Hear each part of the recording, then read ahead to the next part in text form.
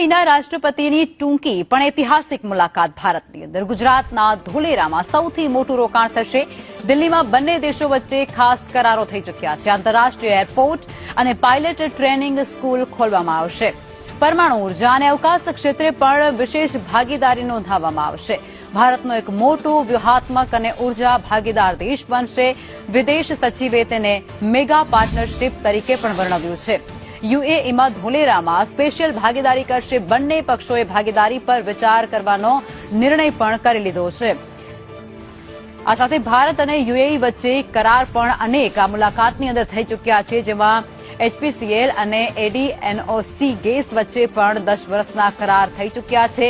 આ ઉપરાંત અન્ય કરારો પણ કરવામાં આવ્યા છે. તેના પર નજર કરીએ તો ભારત 10 વર્ષમાં $3 અબજ જે પ્લાન્ટ છે તે ખરીદે તે પ્રકારની વિગતો પણ અત્યારે સામે આવી રહી છે.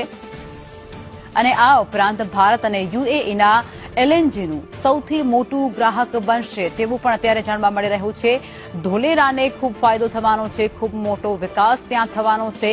ધોલેરા એસઆઈઆરમાં રોકાણ કરશે યુએઈ દ્વારા ત્યાં ખાસ પ્રકારે રોકાણ કરવામાં આવનાર છે.